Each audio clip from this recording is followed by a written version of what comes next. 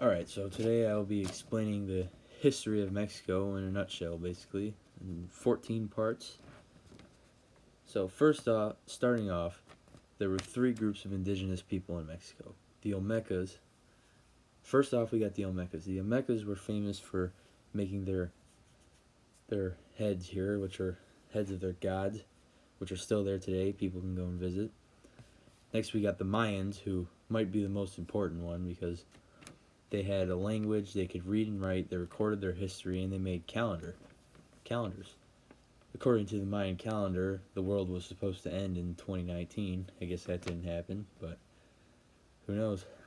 So they were very advanced for their times. And then after, we had the Aztecs. The Aztecs were the most powerful indigenous group in Mexico.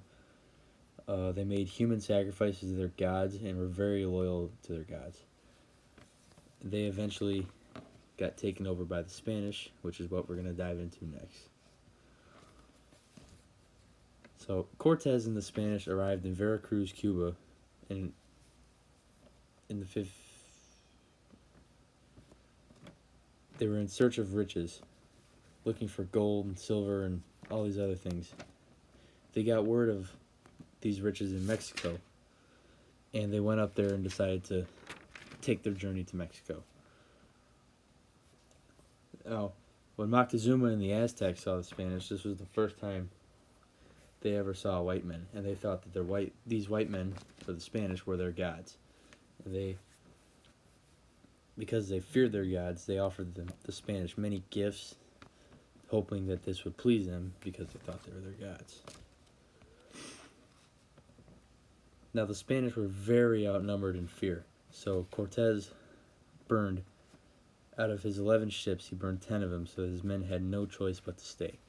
Cortez was basically a genius. He used this mentally so that his men could see that the only way out was through, and they would fight with all they have because that's all they had. That's the only way they could ever make it back to Spain, was to be to fight through to make it. They did have better weapons. They had firearms when Aztecs and the other indigenous people didn't have firearms. They probably had like sticks and rocks or some bows and arrows, but they were vastly outnumbered, and if we're talking numbers, it would not be fair at all. It'd be like a tiger fighting a mouse, So, all right. Next we have Quetzalcoatl and the Aztec beliefs. Now, Quetzalcoatl was the god of intelligence, and supposedly he left on a ship of snakes and promised to return one day. In some other depictions, he is portrayed as a white, like a paler skinned person with like a dark beard, in which a lot of, if you look at Cortez is obviously white and he has darker beard. So this is why that they thought that Cortez and the Spanish were their gods, because they promised to be back one day, and in their drawings and paintings and all this guy who just showed up looks a lot like our god. Next we have Malinche, and Malinche was the translator. So there was one little problem with negotiations between Cortez and Moctezuma, is nobody spoke the same language. Now there were only two people that spoke the same language, and it was a priest and this girl Malinche. They both spoke Mayan, and the priest spoke Mayan and Spanish, and then Malinche spoke Mayan and the Aztec language. So that's how they were able to communicate. Moctezuma would tell Malinche something in the Aztec language, then Malinche would translate that to Mayan and tell the priest, and then the priest would translate that to Spanish and tell Cortez. And then Cortez would give his answer back, and he would go back through the priest, then back through Malinche, then to Moctezuma.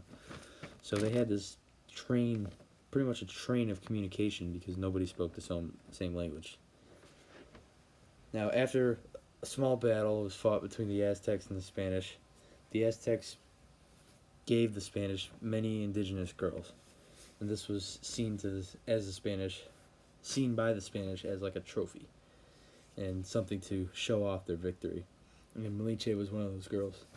And many Aztecs considered Malinche a traitor because she helped the Spanish. Next we have Cortez's march beginning. Now, many other indigenous groups in the areas did not like the Aztecs because the Aztecs ruled over the whole area of Mexico. So, first the Spanish came across the Totonacos, who stood with the Spanish, and what the Spanish discovered when they found these people is that these cities are just as big, just as grand, just as beautiful as theirs in Europe, which was not what they thought. They all thought that these cities would be kind of lesser, not as good as theirs because, you know, they're the Europeans and they have all the technology, and they come over and see these people who have little technology, but they're able to make these big grand cities that are just as good, maybe even better than some of theirs. They were made out of clay and stones, or adobe. And yeah, so the Totonacos stood with the Spanish, and the Spanish continued on in their march. The march continued until they made it to Cholula, and the Tlaxcaltecas opposed the Spanish. They showed hospitality at first. And then let the Spanish in, but then Cortez, after a little bit of opposition, decided he wanted to kill 6,000 of them and get rid of them altogether. And just around then, he got an invite to go to Tenochtitlan, which was the capital of the Aztecs. When he made it to Tenochtitlan, he saw how beautiful it was, and it was the biggest and grandest of all the cities in Mexico. And like I said earlier, it rivaled a lot of European cities for its beauty and its grand and the appeals of it. One thing to note here is that all of Cortez's men feared the pyramid, because the pyramid was where the Aztecs did human sacrifices to send up offerings to their gods. And like earlier in the video, we talked about how vastly outnumbered the Spanish were. So, and the only people they sent up to their gods as human sacrifices were prisoners of war. So here we got 400 some Spaniards and a few other indigenous people against the Aztecs, and there's tons of Aztecs.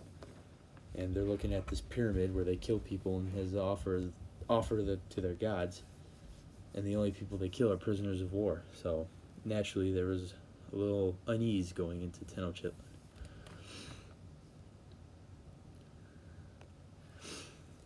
Now, Cortez was trying to think of a way where he could take control of the city and take control of all its riches. So what he did was he captured Moctezuma, and he imprisoned Moctezuma in his palace.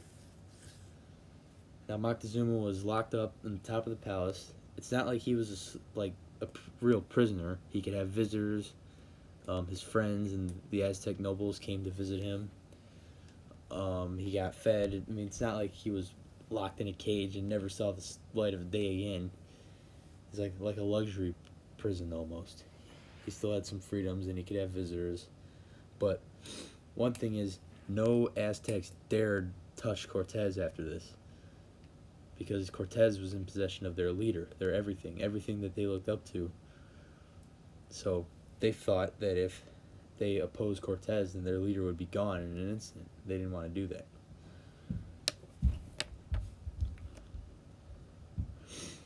So then there was this guy, Narvaez, and his orders were from Spain were to go and capture Cortez, because they thought that Cortez was doing too much on his own, and that he needed to come back and kind of come back to reality a little bit. So Cortez went back and went into Veracruz. Things were sorted out there. And then he had to come back. Now Alvarado, who Cortez left in charge, killed 600 Aztecs, and Aztecs started to fight back and revolt against him.